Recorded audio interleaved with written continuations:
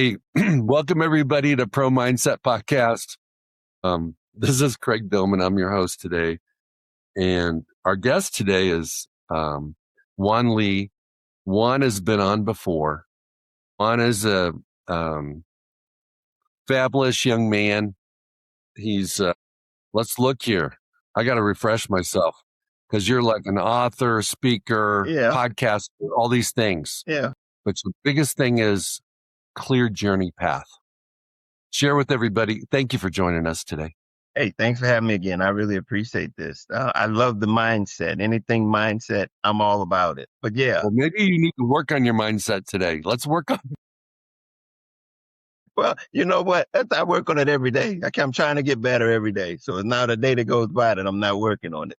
But yeah, that's what we do at Clear Journey. We really try to help people. I wrote a book a few years back called Love Made Simple, The Guide to Inner Peace, Contentment, and Success.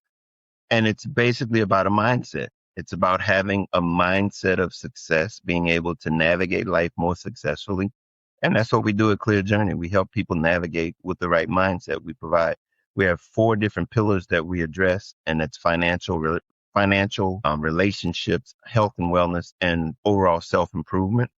And we use the 7 attitudes to help facilitate that. And we use those as the pillars, the things that really allow us to keep the right mindset as we navigate all of these various areas of our lives so that we can get the desired outcome that we're looking for. And that is to be successful and reach our full potential. So that's what we do. We bring people to support them in every area of life so that they can be successful. All right, man. You got me back on track. Remember me now, huh? Okay. All right. Let's talk about dudes for a second. Mm-hmm. What are those 4 areas do guys have the biggest blind spots? Where do they think they got it together and then they don't have it together? I'm gonna say relationships by far. Relationships because it's interacting with females on the opposite side. And when you are practical and the other one is emotional, there has to be an understanding and realizing as to what that means. That takes a whole different type of perspective to be able to look and see what the other person, their perspective. And this is really at the crust of our whole journey in life, is being able to see multiple perspectives. And when you talk about a relationship, we're talking about one-on-one, and the best way that you can get into that person is to understand that person. And that goes into sports as you know, just like sports. If you want to compete against somebody head on, you need to know their strengths. You need to know their weaknesses. And then in sports, you're looking to make those weaknesses. You want to accelerate those weaknesses. Now, in relationships with personal and professional relationships, you basically want to do the opposite. You want to be able to gravitate to their strengths, understand their strengths, so as to not accentuate their weaknesses, because anybody accentuating their weaknesses are going to be defensive. You're going to be showing them something that they don't want to see. And that's exactly, if you think about sports mind, that's what we're trying to do, is to make them feel weak so we can feel strong. Now, the opposite of that is in relationships. We're trying to facilitate and build a bond, something that we can work together with, so that we're not looking to accentuate their weaknesses. You're trying to build up their strengths. Okay. I've never heard anybody ever say that before. And I totally get it. Been married 41 years, and focusing on their weaknesses is not going to get you anywhere. Focusing on their strengths is a good strategy. Dig a little bit deeper. Give an example of how that manifests in a relationship for a man's benefit and to his detriment. Well, I tell you, all of us, I've been married 29 years, it'll be 29 years this year. And I tell you, the many things that you go through in that process is that no one's the same as you go through this relationship. 5-year relationship challenges are different than 10-year challenges, different than 30, different as you go through this. So just to be honest with you is to be aware of that transitioning, of that process, that where you were in the beginning is not where you're going to be, 10 years. And the thing about it is there's two parts to this. It's a good thing and a bad thing in the sense that you're going to be able to grow. If you don't grow during that process, it's going to be a bad thing. You've got to mature. You've got to reach and be able to accept that growth or that change in our journey. If not, it's going to be very detrimental to the relationship. So that's one of the really big things, is understanding that as you go through this relationship, as time changes, as stages and life changes, you really have to be aware that that's happening, not only in your partner, but also in yourself, so that you can show up in the right space at the right time. Things are changing. It's one thing, especially as we're talking about men versus women. It's one thing to know that, women have a monthly cycle. Okay. Now you can make that an issue, or you can accept that and understand that that's something that they're dealing with, and understand how to manage and navigate that.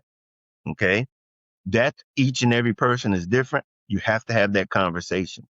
Okay. And even as you go on into life, that same issue changes as you go through life. And as they get older, women get older, they start entering into menopause. These are just realities. That's something that, if you're unaware of these things as life brings, and nobody teaches this, to be honest with you, nobody tells you that these are the things that you have to experience for yourself. But I'm here to tell you, just to be aware, be open to understand that things are changing. Things are not going to be the same as you go through different stages of life, and be willing and able to adapt. Well, one of the things I've seen is that you you have a choice as a man to be 10 toes down in your relationship, or be a part-timer, like, hey, when it's convenient, when it's fun. And what happens is, when you are a part-timer, you don't have any awareness. You don't see the changes. You don't even have the awareness to know that, hey, she's going through something at her work, or she's going through something as a mom. She's going through something, her body's changing, and she's not really liking it, and she's not feeling attractive, not because of you, but because of stuff she's dealing with. And so I really think that it's really about being all in, that allows you to be aware. And then I think the hardest thing I've seen in relationships is you don't change at the same pace. So if we look at this, let's look at it like an accounting exercise. You've got an income statement and you got a balance sheet. The balance sheet is on that particular day. This is what you got. And the income statement says, over a period of time, this is what you made. Mm-hmm. Well, in relationships, you have to be aware of both. But when you're not all in, all you see is the balance sheet. What's going on today? You're not seeing why, how, because of what. You're not tracking with her, right? And so 41 years has taught me a little bit of that. That's a really good example of being able to understand, being aware of what caused the moment to be the moment. Okay. I mean, because I'm very much about the moment and being able to maximize the moments. And I tell you, that's a lesson that I've learned in probably the last 10 years, is to understand, if you don't get the journey, you're really probably not going to be able to maximize the moment and be really there in the moment, the way you need to be there in the moment. And because this journey, like you said, she doesn't understand it in many cases, and it's very difficult for her to articulate it in many cases. So you really have to be very sensitive to what has caused the moment to exist. So for men, and this is something very interesting, because I'm on a couple different podcasts with women, and I try to give them men's perspective, but at the same time take something away from women to understand that, hey, this is a combined job. This is combined. This is not just something that you're going through. You're good. Okay. I just lost you. Are you here? No. For some reason. Well, Okay. you have good awareness then. You're good now. I'm back. You're back. All right. It just went out. But yeah, but that we're both in this thing together. That's basically the gist of it, is that we're in it together. And like when you said 10 toes down, that's the mindset that you really have to understand, that being 10 toes down is going to cause you to have to grow. You have to grow. And with the right mindset, you're able to grow because you'll be able to see the value of the relationship that you're in. It's amazing. I believe that a lot of the reasons that and we haven't established the value of the relationship. Well, one of the things, using analogies, one of the things I've seen is that men and women are like volcanoes. And the difference is men, they explode more frequently and then they move on. Women hold it in longer. But when they erupt, it's, seismic. And guys don't understand. It's like, hey, I thought things were good. I thought we were doing great. I didn't see it coming. Well, it's because you ignored it and she held it in. You're absolutely right. Here's the little caveat to that, is that it's not, that can be flipped. Women can do it also. And when men they can do it also. They can be, I've seen it where women has really been to the point where they, especially in the Black community, and I'm just going to just say it is when they're grown up without this, they're having to be this masculine type of role player. They have to be everything to everybody. And they getting this stigma that they have to be able to do it all. And so when they build that up to the point where they put so many things behind them so that they can deal with the moment. And they find themselves with a lot of baggage to the point where they have preventing themselves from being able to be who they were created to be. And that was to be, when you're saying that in that moment, that emotional thing, it can be very difficult for them to be able to hold on to things. They've not been taught to hold on to things.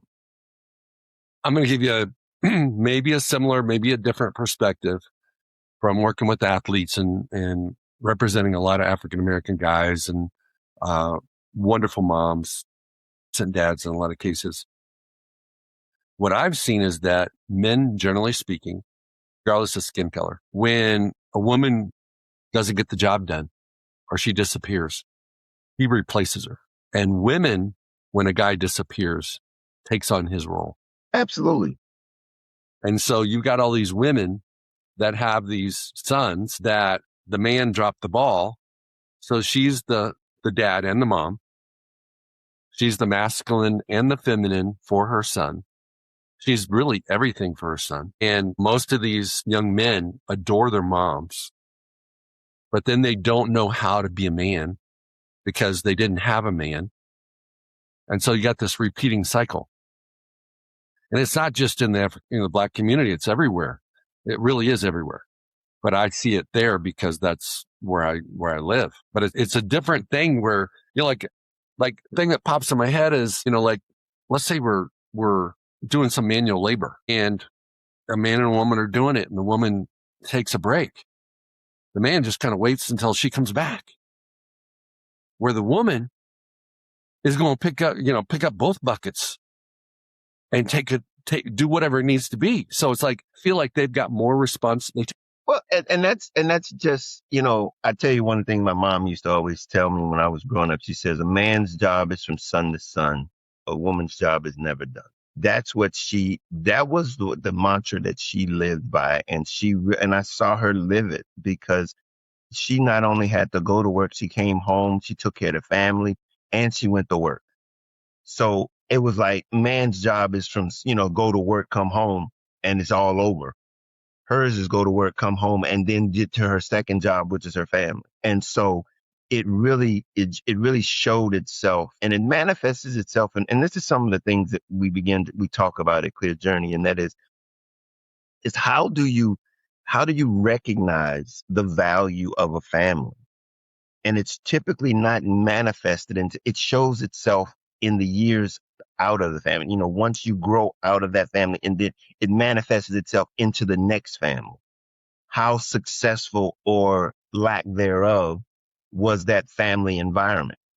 And so, we see it a lot in our athletes, that we see a lot of, very prominent people, but they don't have social skills.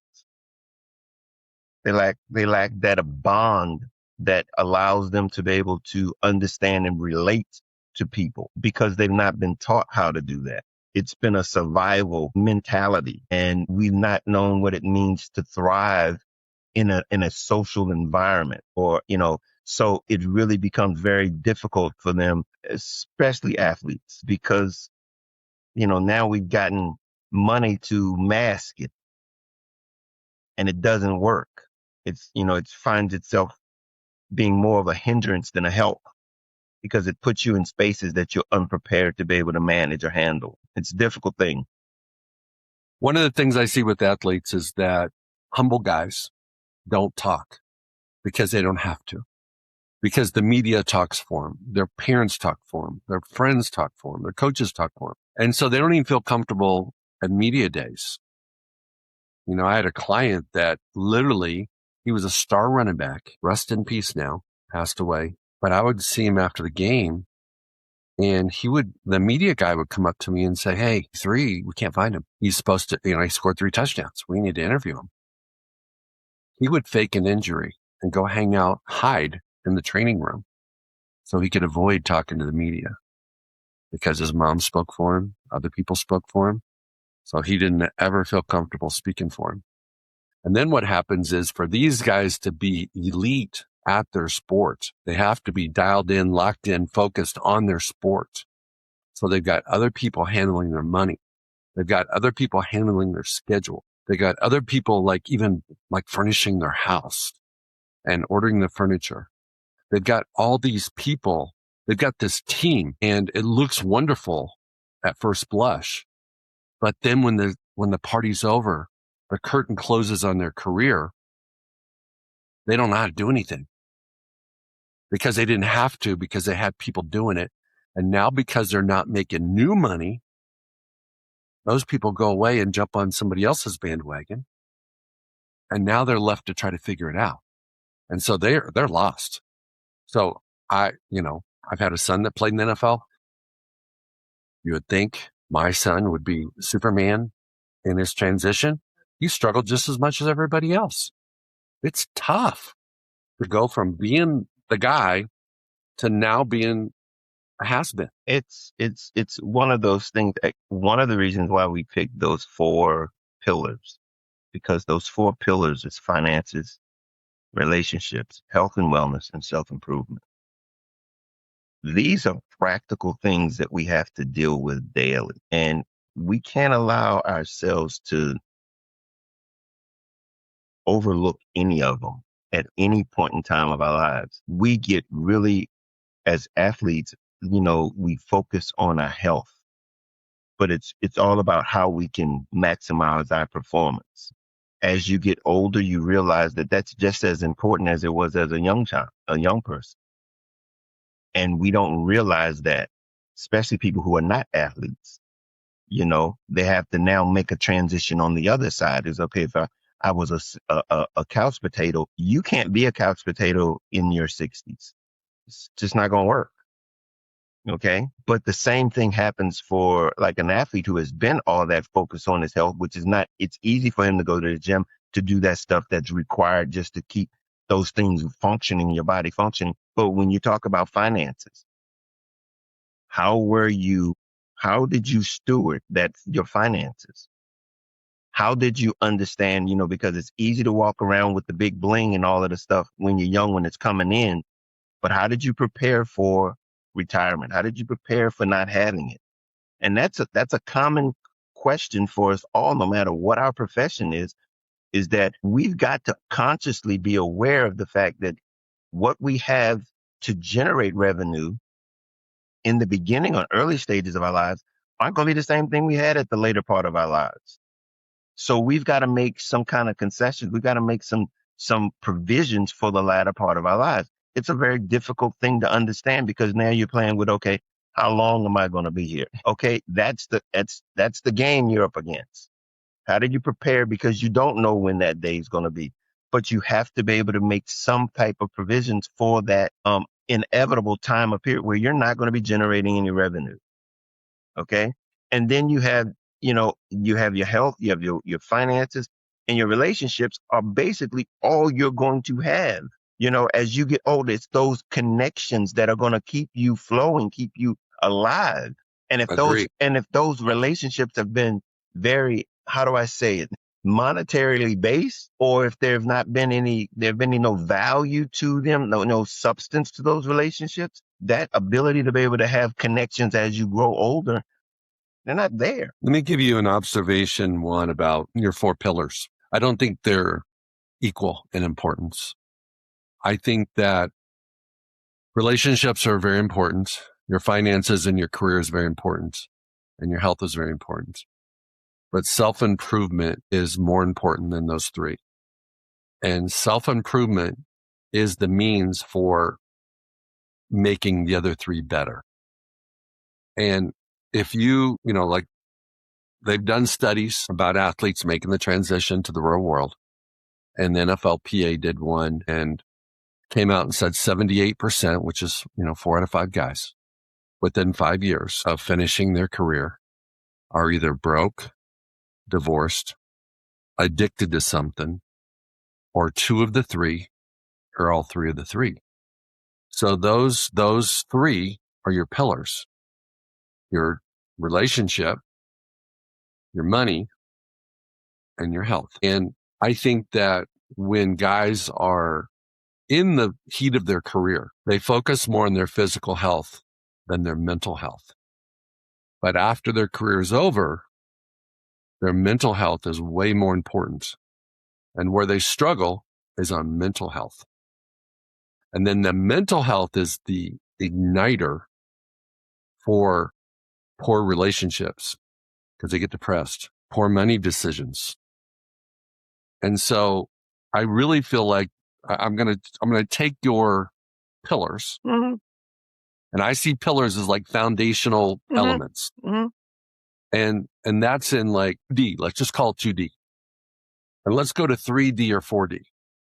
If we go to 3D, self-improvement is the antidote for the other 3. Let's go to 4D. Mental health is even more important than that. The way we look at it, and on our podcast, we go with mental, physical, and emotional health, spiritual health. And so we capsulized it and put it all under health and wellness. I agree with you 100% because the way I put those pillars out there like that was just to bring attention to self-awareness or to self-improvement, because self-improvement is the attitudes that you need to manage those other 4. If you're unable to do the self-improvement necessary, in self-improvement, it's 4 areas. It's just know self, accept self, develop self, to give self. Okay? That's where you get that abilities necessary to navigate those financial relationships and your health. Because it takes discipline. It takes sacrifice. It takes commitment. It takes all of the things that can accomplish, that we talk about as the attitudes that are necessary. That's the behavior that you need to employ in those areas. If you don't know what you don't know, you can't be disciplined to it. You have to be aware of what it is that you need, and then you have to put the behavior to what it is you know. Discipline, sacrifice, it's requirement to navigate this thing called life successfully. To have, and it really relates back to my book when I talk about inner peace. That's the first thing that you have to get. You have to be comfortable in your own skin. Until you become authentically yourself, you know, the relationships that you have aren't going to be authentic. You're going to be masking your finances because you don't know what you're doing. You're just doing what you're exposed to. You're not making decisions. You're just allowing your environment to dictate to you how you're going to maneuver, how you're going to navigate, instead of being at really centered in who you are and knowing what's for you and what's not for you. And it's doing that then you begin to realize, okay, what do I have to offer? I have my authentic self to offer, not trying to be anybody else, trying to do anything else that's not aligned in line with who I am. That's really being authentic. That's what this is all about, is recognizing who we are and then operating and really demonstrating that to the world so that we have something to offer. Because we're all in this thing together. I have what is uniquely mine. You have what is uniquely yours. And then when we come together, we make something better for both of us. Seems like everything goes back to identity. If you don't know who you are, or you do, it affects everything, every aspect of your life. And a lot of times, like even relationships and marriages struggle and separate, divorce, because one of them, and usually the man, doesn't know who he is. Doesn't. So God kind of goes with the wind, goes with the circumstances, finds out athletes do this all the time. Hey, my buddy in the locker room told me this. So before he told you that, what did you think? And what credibility does he have? How many years has he been doing this so that you can test his theory? And so a lot of times athletes make relationship decisions based upon input from athletes that aren't very good at relationships. They have no track record. And sometimes athletes make financial decisions based upon feedback, input, and recommendations from athletes that don't even make their own decisions about their money. And so very interesting dilemma for athletes, because the guys they love and trust and go to war with and do the blood, sweat, and tears game with are the ones that are least equipped to advise and counsel. But those are the ones they listen to because they trust and like them.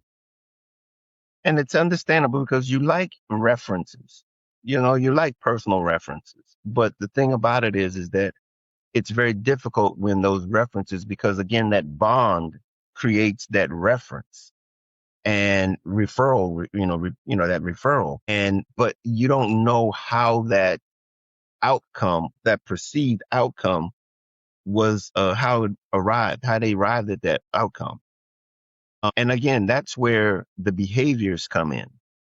If you don't have the right attitude, if you don't know how to implement information that you've been given, just because somebody gave it to you, you can't recognize whether or not it's for you or not.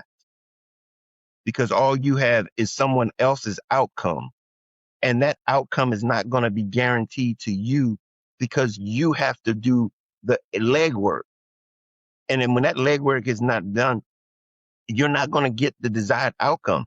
The way in which we help people is to allow them to know that when we talk about decision making and problem solving, is that with the right attitude, you can get to the desired outcome. But if you don't have the right attitude, your desired outcome is not even in the direction in which you're trying to go, because your attitude gives you the perspective that you need to accomplish. And then along with that, it gives you the actionable things that are consistent with the attitude that directs you to the outcome. Okay, let's talk about your 7 attitudes. Let's those off real quick. It's sacrifice. Sacrifice. It's courageous. It's being courageous. It's being humble. It's being disciplined. It's being caring. It's caring. It's being responsible. And it's having tenacity, being tenacious, meaning you're not going to give up. Okay, fine. I can only do one. I only got one. Which one do I got to do and why? It depends on the stage that you're in. If you're in a stage where you need to know that you don't know, if you're looking for information, humble yourself. Humble yourself. And that's critical because that will open the doors to the rest of them. Because if you begin to realize that there's people out there that has what you need, okay? And that means you're willing to learn. You're willing to learn. It's really the forefront of this thing is realizing that I don't have to have all of the answers. I just have to be willing to be open enough to receive information. It's the curiosity that really helps us navigate this thing called life. Because without it, we're thinking that we have everything that we need, making decisions based on what we don't know. Play an expert in everything that we have no expertise in. Absolutely. No, I love that. I think you're preaching right there because, as a man, getting a job, being an athlete, it doesn't matter what arena you're in. You want people to think you got it figured out.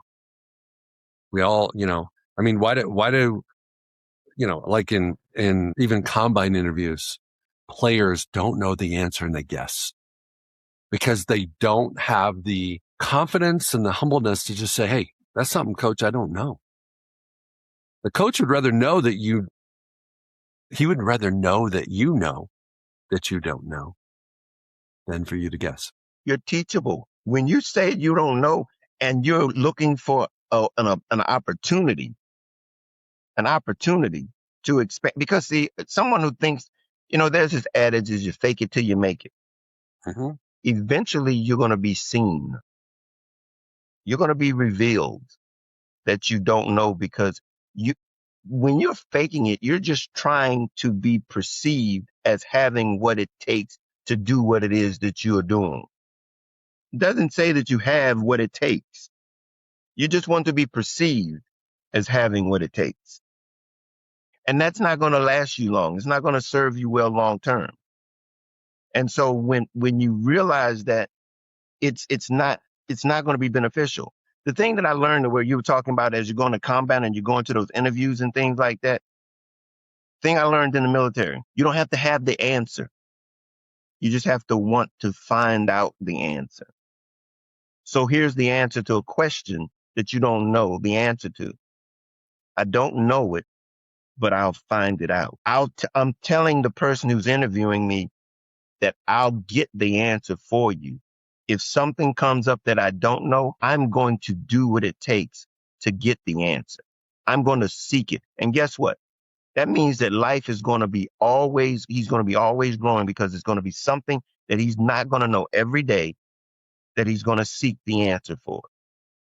And he's going to be a better person tomorrow than he is today. So I can only imagine that when you categorize these 7 attitudes, that different ones kind of rise to the top in importance based upon the 4 different areas. So let's talk about health, whether it's mental, spiritual, physical. What are the attitudes that are most important in that area? In health is discipline and sacrifice. Discipline and sacrifice is probably the 2 primary ones because it's going to be you're going to be required to sacrifice some things that you like and have to be disciplined to do some things that you don't like. Okay, what about finances? Finances, it's really interesting because there's different stages of your life that finances take on a different stage. If you're single, sacrifice is really about preparing yourself for the future. Sacrificing these little knickknacks and things right now, putting things in place so that you can prepare. And what you're preparing for, it's going to be depending on what it is that your next thing, because caring is preparing for someone else's best interest, your family. You have to have a desire to want to care for someone else. That goes into legacy. That goes into everything that you're preparing. Finances is a part of it.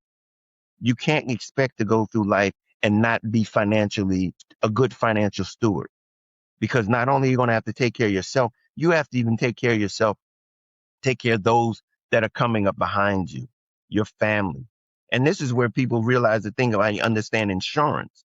If you don't care for anybody, you don't see any value in taking out life insurance. You're selfish. You don't want to. Yeah, it's not about. And this is not about you. That you're caring for someone else. The insurance, and these are things again we're not taught this. Your insurance is talking about, why do I want to pay for somebody else to get some money? That's true. Because you care for someone else.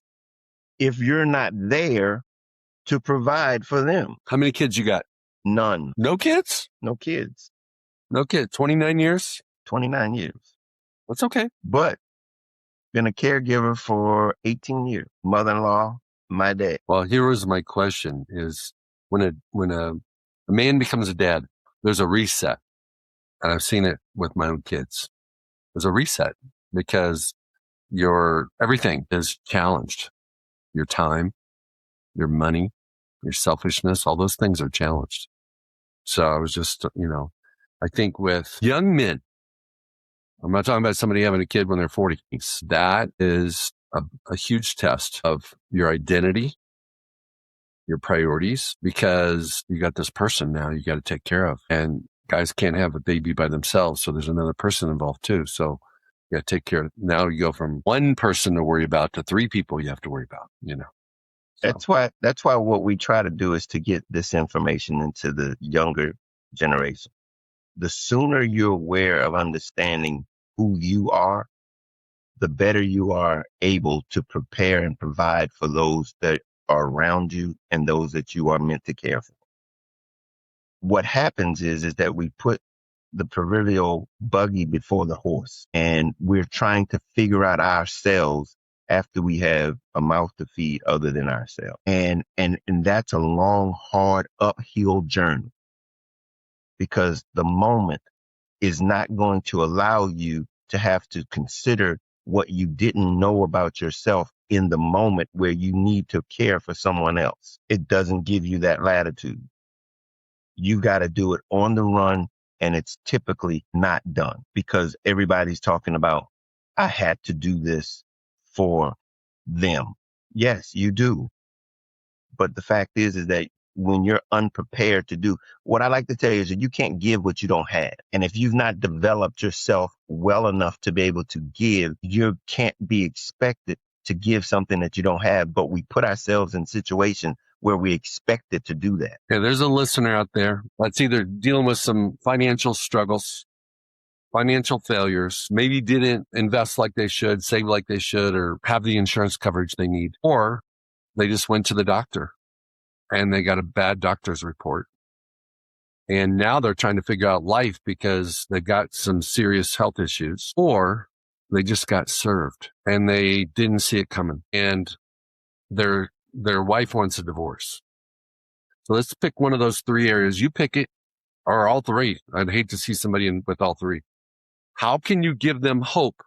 How can you give them a clear journey pathway to getting back on track? I'm gonna tell you, I'm gonna share this with you up front. The book I wrote was called Love Made Simple. And many people hear that and they think it says love made easy. These attitudes of love that we teach are not easy to implement. They are very, very difficult, but it gives you what you need to begin to reorient, to transform your circumstances. And I'm going to speak very broadly when I say this, because in each one of those examples that you shared, there's going to be required some sacrifice. There's going to be and here's the thing.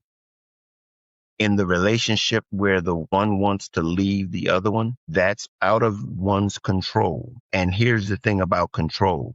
It's not something that you can do. All we can do in this life is manage. The moment is at hand. She wants to go, manage it. Don't try to stop it. Don't try to prevent it. Manage it. That's where you have your total abilities are in managing that moment. And so You have to let it go. And now you have to say, how do I manage her letting go? Now, the reasons why she left is a whole nother story. That's a whole nother story. But internally, you've got to say, that's where I am. That's what the situation is. Now, if you want to work on that relationship, now that's a whole different story. But you've got to have psychologically, you've got to say, okay, this is where I am. This is what she wants to do. Now, if it allows us an opportunity to come back, to discuss it, to talk about it, then we can look at to see what I could have done differently. What I could, now, if we're talking about reconciliation, what can I do differently? That's a different conversation. But when the papers are in your hand, to sit there, try to fight that, that's not the time to fight that. It's the ability to manage that. Be more specific about what manage means. Manage means that you allow yourself to sit in the moment and accept that which it is. Acceptance is really the management of it, is accepting whatever the situation, the diagnosis, accept it. Okay. Now that's one thing, because these are things that mentally you're going to be able to have to manage going forward from there. Because now that I accept, see, I can run around saying, I don't have. That's not accepting it, because you can't operate from something you haven't accepted. You can't change anything that you haven't accepted. You can't navigate anything that you have not accepted. Once you accept it, then you have a chance to be able to navigate it. I have 3 A's in my mind: awareness, acceptance, and action. Those are all absolutely good A's. They're good A's. You got to do them all. Absolutely. And none of them are easy. None of them are easy, because the situation and circumstances allows the challenge. But the better you are in going through this process makes the next challenge a little bit easier. And I say that in a sense of, you are aware of the steps that it takes and you know what it's going to take, is making it a little bit more acceptable. Because when you first start this, it's like, this doesn't feel good. This doesn't feel good. Awareness, that's not going to change anything. See, a lot of the stuff you got to realize is that we carry a lot of baggage that we try to hold on to.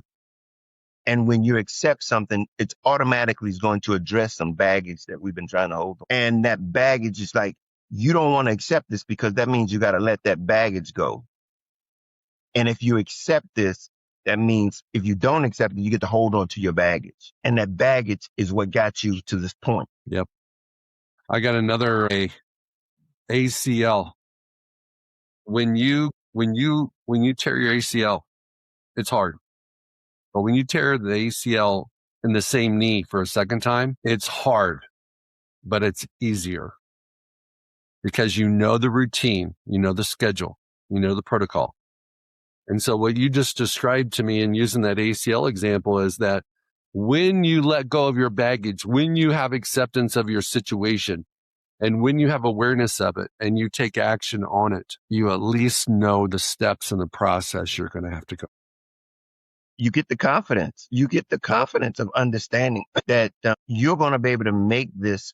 And here's the thing, you're going to be better off than going through this. And I'm not saying everybody's going to want to go through anything twice, because that's ideally that's not the ideal situation. If you learn something from it, you don't want to have to repeat it. But life doesn't always get, you don't get exactly what you want in life. So the point is that how well prepared are you? And if you've done it once, you should be a little bit well prepared to be able to handle it again. Okay. So you're not looking for another chance at it, but if by chance it happens, we should be well prepared, a little bit better prepared for it this time than we were the last time. And when you have friends and colleagues or family that are going through something, you're more equipped to help them overcome their baggage, because we all got it. Yeah. But realizing that, how do I say this? Everybody has to carry their own bag. You can maybe help people identify their bags, but everybody's got to pick up their own. They got to No carry their own. concierge service. No concierge service. Somebody to carry your bags for you. No, not You gotta not do it yourself. not in this thing called life. Everybody got to pick up their own. And the thing about it is that the problem is that awareness that you talk about, people aren't aware that they're carrying them. They're not aware they grew up with these bags attached, and they've been navigating and managing them. And I'm not saying managing, they've been tolerating them.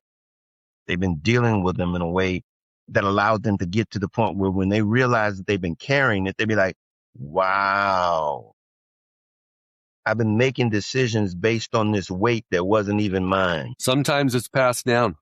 We get it from our dads. We get it from it's passed down.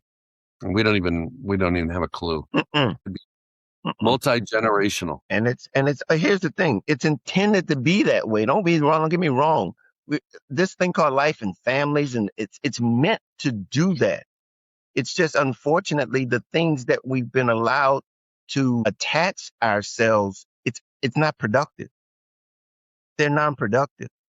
They don't look at the bigger picture. They just look at the moment. And there's like, a good example, you got parents that work 2 and 3 jobs, don't spend the time with their children. The children grow up, they have all their needs met, but they don't have their parent there to give them the guidance, the directions, the consult that they need in moments, making decisions day to day, because they're out making the money so that they could do what they want them to be able to do that they were unable to do as parents, when they were children. But that cost, the cost of that, it's huge to those children because they now have had everything. It's this entitlement. And I say this a lot. We've created a generation of entitlement, but they have no idea what the cost was. They don't know what it cost. And we were not there to be able to guide them through the value of this cost, because it really didn't matter as long as we gave them what we didn't have. And so we didn't give them the guidance that they needed. So now they've gotten to a point where life is supposed to be given to them. It doesn't work. My mind shifts to the positive too, which sometimes the wind beneath your wings is something that your parents did and passed you. Whether it's the belief that you can go to college or go to grad school or whatever the case may be, accomplish something that other people don't think they can accomplish, but you can because your mom and dad did it. Or your uncle did it. Mm-hmm. Somebody did it. And so when you talk about clear journey, you've got to look at both what are the obstacles in your way, in your pathway to having a clear journey, but you also have to look at who opened the doors for you on your journey, because, we do pass that down. It's like parents that make their children, like just exposure to different things. Hey, maybe I can do that. It expands their curiosity, So yeah, I just looked at the clock. We've solved almost all the world's problems. Hey. Or some. Come on, give us some credit. Hey, give us the right mindset to approach the world with. Exactly. Hey, what would you like to share for those people still listening? We didn't put them to sleep. Hopefully we didn't. Hopefully not. What is like your mantra right now? What book are you promoting? What? Here's what we do, and we really encourage. We have an event that we take every month. It's the 4th Saturday of the month. It's called Real Life Talk, and we really want people to come out and be a part of it. You go over to our website, register for the event. We send you a link, and it's on Zoom. It's virtual all over the country. Come on out. And we talk in real life, real talk. It's really basically what we talk about. How do we take this information, these attitudes, and implement them in our situation? What's your circumstance? What's going on in your life that you need some guidance, some directions in with the right mindset? So we do that once a month. And by all means, join our YouTube channel. Clear Journey Inc. is our YouTube channel. We have a boatload of videos up there. We have one called It's Life, where we bring on various professionals talking about either finances, relationships, health and wellness. And we talk about they're giving us good insight as it relates to how we can do that, navigate that space. And then we have another podcast called The Philosophy of Love. And it's really the science behind love, basically understanding that this is no fluke. It's more than just a feeling. It's a mindset. And when you really gain this mindset, it will transcend your world. It will take you out of your situation and give you a transformative mindset to allow you to navigate life more successfully. So be a part of that. Join the community. We're a nonprofit. If you want to feel the urge to want to support us, feel free to donate. We have that also available for you to be a part of our journey. But we're here just to help everyone navigate life more successfully. Well, thank you very much, Juan. Enjoyed the convo. Appreciate what you do. Encourage anyone that's listening that is, just have this little urge to maybe learn more. Check out his website. Look in the show notes and you can get clarity on where to go. Jump into the community. I love the real life talk deal. That sounds really amazing. And go out and have an awesome day. Thanks for having me. Hey guys, that's a wrap. I want to thank you so much for listening to Pro Mindset Podcast today. I hope you found something that's relevant to you. I hope it's something that maybe can help you be your best in your biggest moments. And if you like the show on all the different platforms, subscribe, like, or share. Go out and have an awesome day today. Go out and have a Pro Mindset day.